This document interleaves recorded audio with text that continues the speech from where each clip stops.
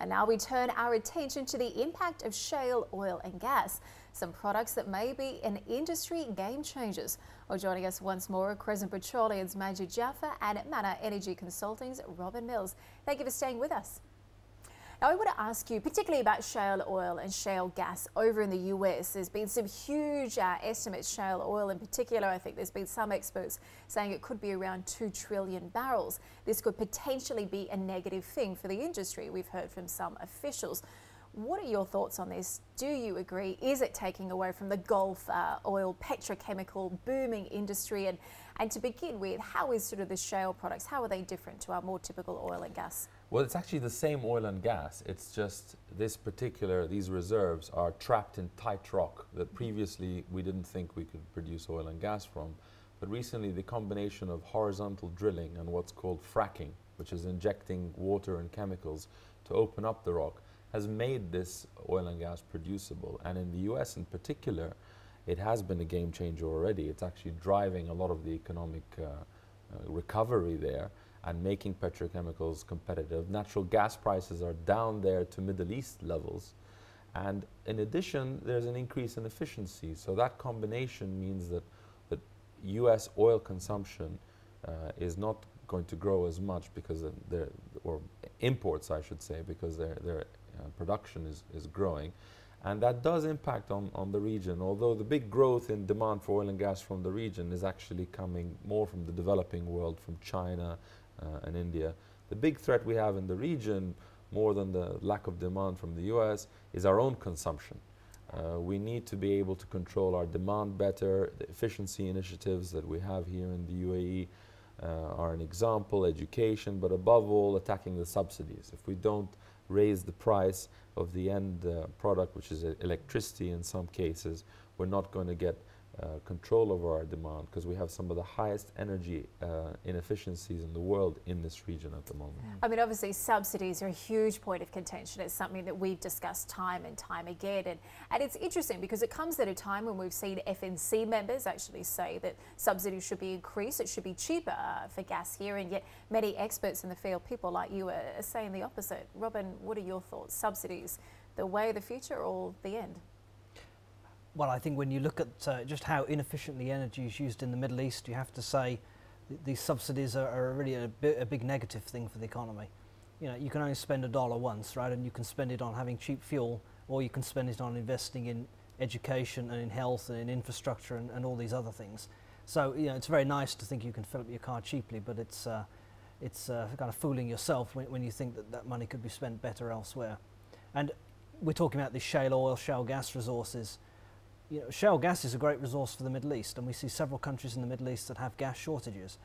But unless we get prices to more realistic levels to make it actually economically attractive to produce shale gas, then we won't get access to that benefit here, and countries such as the US will be the ones to benefit. I agree with that, and in particular on the whole issue of climate change. It's interesting when we compare Germany in Europe driving renewables targets and actually has growing carbon emissions, whereas the US, without Kyoto targets, but because of the shale gas revolution, switching from coal to gas, is now the lowest carbon emissions since 1992 in over 20 years. So actually the shift from coal to gas worldwide is actually where the biggest benefits are and the possible positive impact on climate change as well. So why do you think there's been a hesitation here? Obviously subsidies keep a lot of the population happy, but if they're not sustainable long term, why are we still doing them? Well, I think subsidies, you know, it's not that you have to remove them.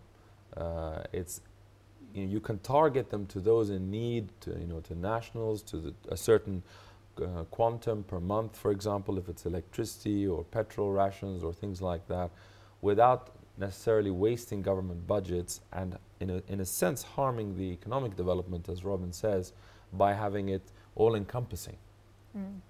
Absolutely. Now, there's been some other interesting stories, both in Africa in terms of a shale oil discovery there, in Australia, but also in Africa as well. East Africa in particular, we were speaking to Somaliland's recent energy minister. He had some very impressive figures when it came to their natural gas reserves. What kind of potential does that part of the world have right now, Robin?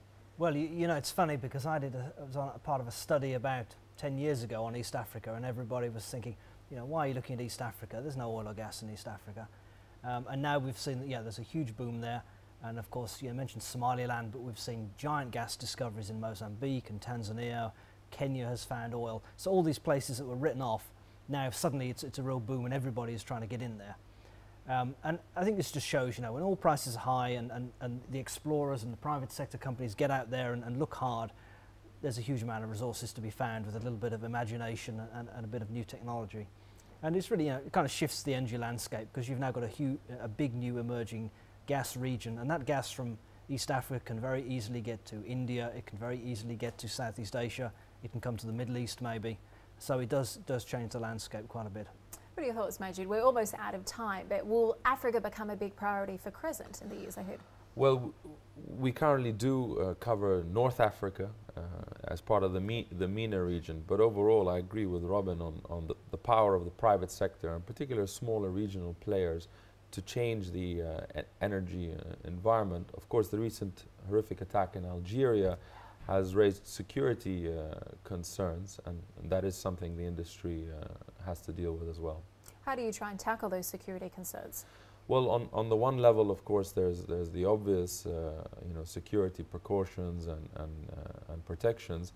But I think a key is to work with the local communities, engage with them early, make sure you're addressing local needs over the long term, not just CSR, but actually making sure that your projects are meeting the local economic needs, which is our priority. I mean, we put the priority as regional companies, Crescent, Danagas, on local needs first before export.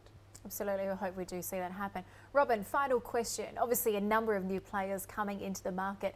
How will that affect policy and consumers long term? Will OPEC become less of the major dominant force that it has been? I think it's a challenge for the Middle East countries. I mean, I think we shouldn't say these new resources are a negative for the region. I think they're also an opportunity, but they're only an opportunity if the companies and the governments in the region think about it the right way and think about the policies that were appropriate for the 1970s and 80s. Maybe some of those need a bit of a rethink. I think if they do that and they embrace some of these new resources, they can be a positive for consumers and they can be a positive for the governments and for employment in this region. Certainly time to invest, time to reform. Well, thank you so much for joining us this evening. Really appreciate you making time for us.